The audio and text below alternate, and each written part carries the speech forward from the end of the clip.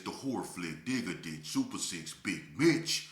And I'm kicking in those with those 3 O's. And I'm bringing 28 101s because we Vegas Sons, this the Chronicles. And you in the Middlelands. Yeah, you in the Middles, man. And you already know what made me. 530. What that mean? That boy's a desert, baby. Yeah, buddy. Hubba dub, scrub, 22-inch gold dana things, and Big Bolo Yang can never be on McLean's, man. Welcome to Vegas Chronicles with the whole Super 6, Mr. Digger Ditch, Big Mitch. And today, like any other day, y'all know what we do. We kick actual factuals. With no additives and no preservatives, just raw and uncut like what? Absolutely. Like summer sausages and crackers. You already know. Shout out to everybody that's been rocking with your boy. Shout out to everybody that's been tuning in to Vegas Chronicles, man, with the host. Let's dive off right into it, man. People ask me questions. Before I get into that, I want to address something. I did a video yesterday, and I spoke upon the possible beef that still exists between the Rollin 60s and the Gerson Park Kings, man. And I addressed it to the point to where I feel there is no beef, and I still believe there's no beef, no relevant beef, but people tend to disagree. I had a few people, shout out to them, you know, it's all love, you know what I mean, and shout out to BG, you know what I'm saying, making the transition he did, the positive one. I salute you, youngster, man. But it's a lot of them that tend to feel that it is animosity and somewhat a beef that's still thriving out there between the Gpkz and the 60s. And to that I say this, man. You know, I mean, come on, let's be honest, man. I mean, if it is a beef out there, like I said, it's on the level of click banging. Because dudes my age and it's from my era, we not tripping, man. Ain't nobody tripping like that. I never was tripping, you know, like that. I was in the hoop scout, you know, and I had other, you know, issues that was bigger than gang banging, like racial issues with COs, you know, fighting the government, stuff like that, man. And, you know, I was trying to reclaim my individuality, get up out of that place and stuff like that, man. So, you know, my fight became bigger than gang banging. But to say that my era is still at each other's throat, man, that's a false narrative. We too old, number one. We ain't nobody on that. After the indictments and after everything that went on in the early 2000s and stuff like that, man, people is done. You know, and I really truly feel that after, you know, the federal indictments of 2003, that really put the final nail when it came to traditional gang banging in Las Vegas. When the police indicted the Rollin 60s, banging basically was over with. Although they did double back and still indict neighborhoods. I mean, they got the Playboy Bloods and other gangs and stuff like that. But for the most part, banging in itself, man, because the last really major big war was the Gerson Park Kings, man, versus the Rollin 60s. And that's pretty much over with. You might got remnants of it and individuals, you know, or individual, you know, that's in cliques that might see one another and it still might. But for the most part, that stuff is over with, man. It is, and it needs to be. You youngsters up out here, man, that still at each other's throat behind stuff, a bunch of y'all really don't know nothing about, man, and it ain't being disrespectful. I'm talking to both sides. Y'all need to cut that stuff out, man. I'm going to tell you youngsters something, and if your OGs ain't telling you that, I see why y'all don't respect OGs. Because if they truly loved y'all, they wouldn't be trying to send y'all out there or see y'all out there in that madness that we was caught up in, man. Gang banging is a mental disease, man, that we need to start addressing, man, and a lot of us don't get help for it. It's a disease that these youngsters have been infected with, and it's our disease because we was infected with it. Because when we was out there gang banging, couldn't nobody talk to us. We wasn't trying to hear nothing. I know I wasn't, and I was one of the worst, man. So let me be the first to tell you, being one of the worst, man, youngster, it's not worth it, man. Y'all picking up ruins that we done left, ruins of carnage that we done left. We done sent so many mamas to funerals. We didn't change the laws, you know. We didn't make the laws worse than what they were because of our behavior, man. We didn't made it worse for y'all to grow up in an environment, you know. And then y'all get infected with the madness, but at the same time, the government ain't giving y'all chances like they giving us. And even now, it's getting even worse. And I'm going to get to that on later videos. But y'all youngsters got to come into the realization, man, that what y'all doing is going to lead y'all. Look, man, I got a lot of love. I don't care what color you put on. You're a young black child to me.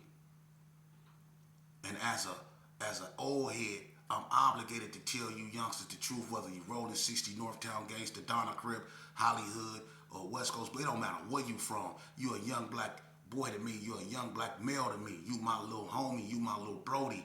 And you know what I mean? And my mission in life, now that I know that God left me here for that, is to guide you in the right manner, man. I went left so you can go right, homie.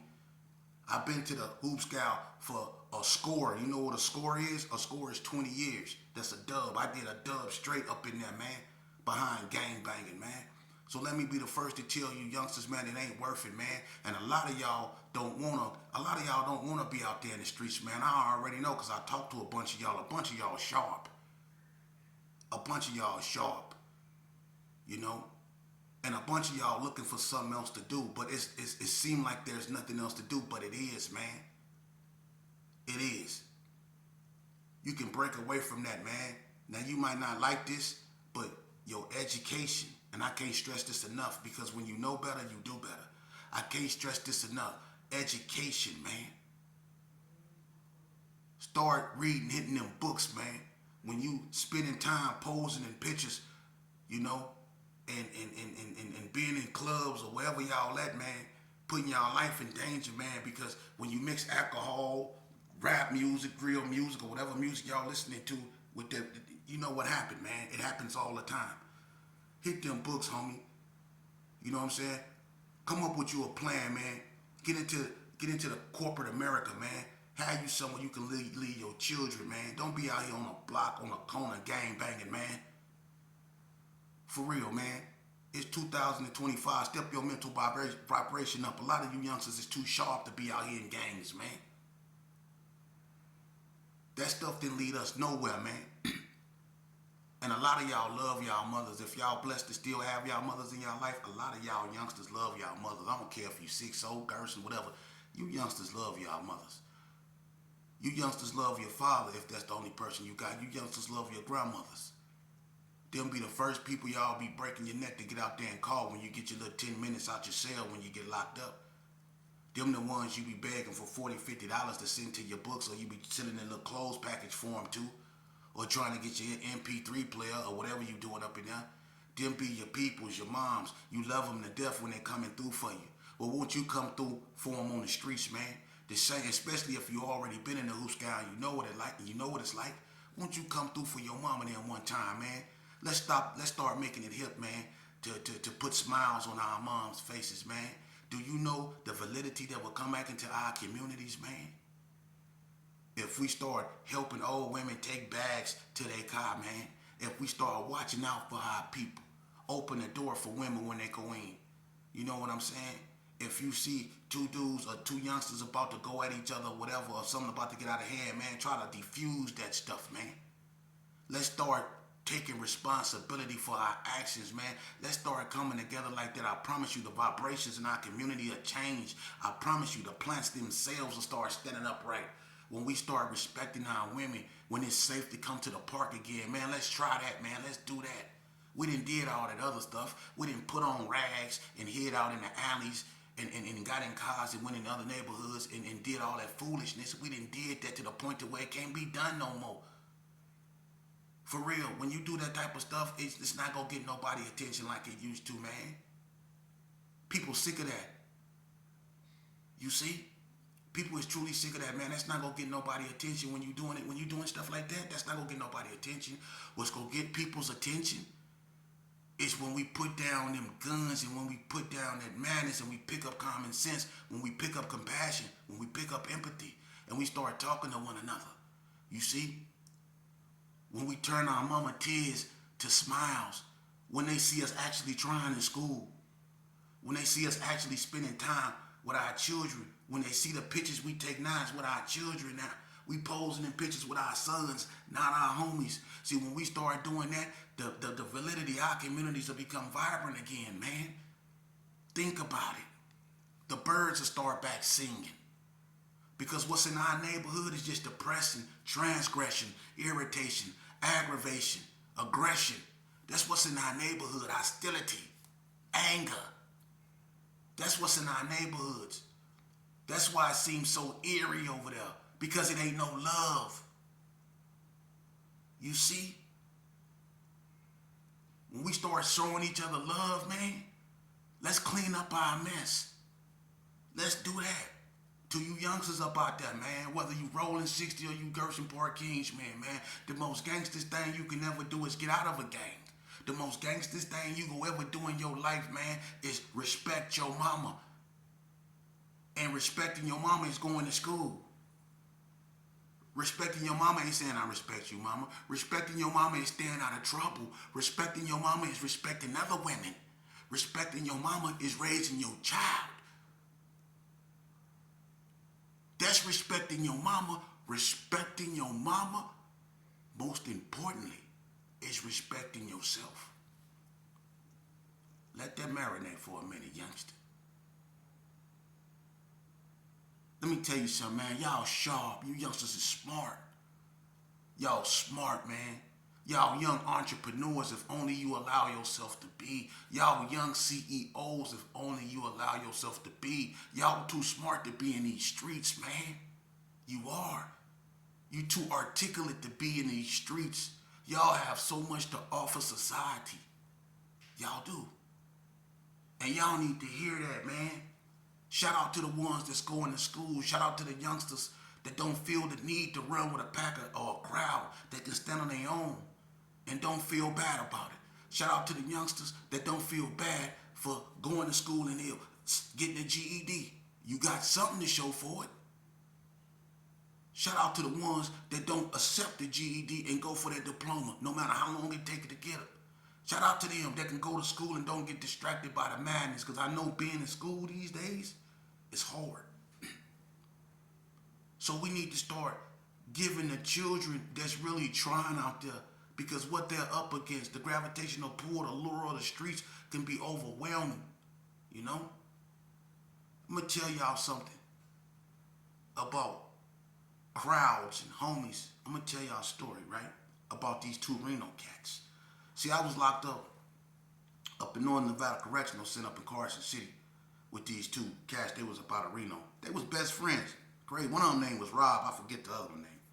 But Rob, I think, got into it with Chuck O from Rollin 60. He was the one that had the crutch. You know what I'm saying? That hit Chuck O with the crutch. That was Rob. But Rob was in there because he had a partner he was locked up with. Well, his partner brother tried to rob him, right? He was out there doing his thing. He was making a lot of money. So the partner that he was locked up with, this finna mess y'all up. The partner that he was locked up with, right? They in there together. They friends again. They friends again. Let me tell y'all that. They friends again now. But look at what they do to each other. The cat that he in there with, right? They was on the street hanging out together. They was best friends. You know, but this cat got jealous of Rob because Rob was having that money. He was on that go fast. He was having all the women, the cars, but he was making sure he eat. But he just didn't see it that way. He wanted to take his place. You see? So what he do, his partner, he get in his brother ear. His partner, he tell his brother, he say, hey, you know, I know where everything at. We can get this food. You know, his brother naive. He sent his own brother at his best friend. So his brother, he whacked out on that go fast. He go try to rob, right? It don't go his way. Rob end up, you know, struggling with the cat over the gap, getting the upper hand. Rob end up knocking dude brother down. So now it's like, you know, he just knocked down his best friend brother. So he like, what the, you know what I'm saying? He can't believe dude tried to get him. So now him and his best friend funky. His best friend messed up because he know he sent his brother up over there to try to rob his best friend. You know, Rob ended up going to the joint, but not for unaliving the dude, for all them drugs. You see, that I guess dude was trying to take from him. But at the same time, old boy, you know, that son his brother, he messed up in the head. He know what he did. But he trying to play the role like he ain't had nothing to do with it. That everything that happened was all on his brother. But he was the mastermind behind it. So he out there, he watching his moms go through it. He can't take it no more. Because his mom's, she brokenhearted. She messed up behind her son being alive, because that was out of his character to try to rob somebody, and then to try to rob someone she knew. Robbed and ate at her house and everything, so she messed up. Like, but the brother, he the mastermind behind all of it. The brother. So what the brother do, he couldn't take it no more. He snapped. You know what the brother do? The brother go over there and unalive Rob daddy. The daddy got knocked down for nothing. He knocked him down because he knocked down his brother, even though he the one that sent his brother. But they was homies in the beginning. You see? It always goes back to the homies. They was homies. This cat knocked down his daddy. Got locked up for it. They on the same yard together. He and him for knocking down his brother. He and him for knocking down dude daddy. And they cool. They had a talk. But they're in that penitentiary. I don't know if Rob got out. I don't think the other cat getting out no time soon. Because he went over there and knocked down dude daddy for nothing. But that's how your homies will do you. Of course, I ain't got to tell you youngsters that. Y'all sharp. Y'all know. Am I lying? Hey, youngster, am I lying? See, a lot of y'all got this declaration you say to yourself. You youngsters, am I lying, youngsters? Y'all don't trust nobody but y'all self, huh? Keep it real. You trust your homeboy? Keep it real. It's okay. You don't trust nobody, huh? I know. Keep it that way. You see? And if you don't trust people, get away from them. You don't trust them for a reason. Love without trust is treason. Get away from them. You see? And if your listen, the word OG come with responsibilities. Okay? And if the OGs ain't out here preaching positivity, because that's all the OG should be on. He too old to be on anything else. He too old to be on anything else. If an OG ain't out here on positivity, because we spent our life doing negative things. So if an OG ain't on positivity right about now, get far as away from him as possible. That ain't no OG. Something wrong with him. That's just an old man. That ain't no OG. See, because an OG is someone who grew up. If you still up out here, you chunking K's, and you got gray hair and gray eyelashes and stuff like that, and you still out here, you going to, hey, to whoever go to functions, do your thing. I'm too old to do that. And plus, I don't want to be around a lot of people I don't like. And I'm not ashamed to say afraid to say I don't like you. The ones that I love, they know I love, but the ones I don't like, I'm not gonna pretend and be up around you. I don't want to be up around you. I don't want to breathe the same as you. I'm not finna pretend I like you. That's what we used to do when we was young. We tolerated each other. I grew up not liking a whole bunch of people, but I tolerated them because we were supposed to be homies. You see? Nah, I ain't tolerating nothing no more. If I don't like you, I don't want to be up around you. And there's a bunch of cats I don't want to be up around. You see? Because I get taken out my character, and I'm not finna let nobody take me out my character. And I know if being in the presence, if someone gonna take me out my character, I'm not gonna be in their presence. Because I'm not gonna get nobody that type of power over me. And that's where you youngsters need to tune up on. Stop giving people power over y'all. For real. I'm gonna give y'all some real game, man. Check this out. You can call yourself a 6-0. You can call yourself a Gpkz. You can call yourself a Down the Street Crip, a 28th Street, a Pinoy boy, a Reap boy, a Little Loco, whatever. A tweaker, a poser, or whatever. You can call yourself whatever, man. You a man before you anything. You a man. And as a man, your nature is upright, bruh. For real. Quit acting like a savage, man. You not no savage. That ain't what your mama raised, man. That ain't what you want your daughter to see. Whenever you pick your child up, look your child in his eyes, man. And you look at your greatest accomplishment. Because when you looking in your child's face, that's your greatest accomplishment. And you ask yourself a question. Is you willing to get that up for your homies? Think about it. Think about it. Don't let picking up your child, looking it in the eyes, kissing it, telling it you love it, become a memory. Because a lot of dudes didn't let that happen only to be in the room looking. See, they can't pick the child no more. They got to pick up the picture now. And they got to stare at it. Out the letter they just got, they got slid under their door. See, they go from picking their children up. We take advantage of that. We take that for granted. Picking your child up, kissing it, to being relegated to a picture in the room, sitting on the top bunk with your legs crossed, with a bag of Fritos next to your lap, watching Friends, doing this, looking at the picture of your child. Don't let your life become that because of your homeboys, man. Take it from me. For real. Because when it's all said and done, when they click them doors and they give you a little tear time or whatever, and you trying to get on the phone and you, hey, let me get that phone after you. Hey, who got that phone after you? See, that's going to be your golden oldies. Hey, who got that phone next? Hey, let me get that phone after you. See, when you doing that right there, man, you going to realize who really on your team, because who you trying to call will be your mama or your baby mama. It's going to be some form of a mama in there somewhere, whether it's grandmama, baby mama, or mama. It's going to be mama in there somewhere. It ain't going to be homeboy.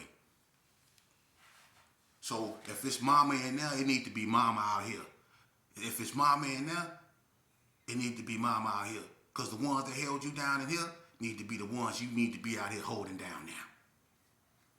Them your homeboys right there. So that's who you should be spending all your time with. If you've been to the joint and you seen who looked out for you, that's who you should be with every day out here.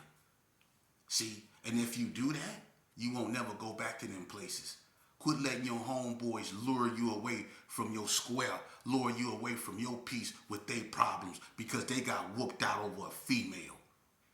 Because they can't fight. Quit taking other people's fades. They'll never get stronger. They'll never grow if you always step up after they get beat up. Let them take that butt whooping. Quit defending people. Quit putting, we used to always tease people about putting their capes on. Oh, he got a cape on, Captain Saver. Bunch of y'all then became a Captain Saver to dudes. You ought to be ashamed of yourself, man. The war between the Gpkz and the Rollin 60s, man, was something that's going to be forever etched in the history of Vegas' darkest hours, man. But to relive that stuff constantly, allow that stuff to continue after so many years of destruction, you can clearly see why people don't respect us as a people. Is gangbanging our culture? It has become a part, unfortunately, of our culture. But to say it's our culture, no, because a lot of people reject gangbanging outright. No. It's just like the word, the N-word. A lot of people outright reject that word and refuse to allow that word to become a part of our culture. So to say that gangbanging is a part of our culture, that wouldn't be fair to the ones that fought so hard to prevent people from joining gangs and fought against gangs. Gangs, unfortunately, have become a part of our culture. Just like so many other things, just like gangster rap. You know, it has become a part of our culture. What can we do to combat it? We have to show that same energy we show law enforcement when we feel they've done us wrong. We have to show that same energy to this black on black crime. We have to show that same anger toward little black boys, unaliving little black boys, that we show when law enforcement do it. That's why there's no spirituality in our movements. We need to be on every block in Chicago. We need to be out in the roughest neighborhoods, the roughest schools, up in these is our children, and you telling me we scared to get in their face?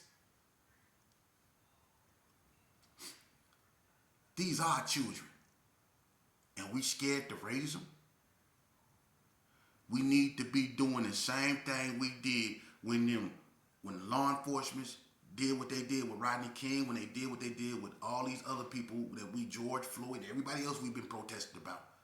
We need to show that same energy when there's 500 little black boys, 600 little black boys being unalived in Memphis, Alabama, Chicago, California, St. Louis, Atlanta, and all Detroit, all these other places where the crime rate is off the Philadelphia, where all these places where the crime rate is just, oh my God, man, we ain't protesting. You see, we going on as business as usual.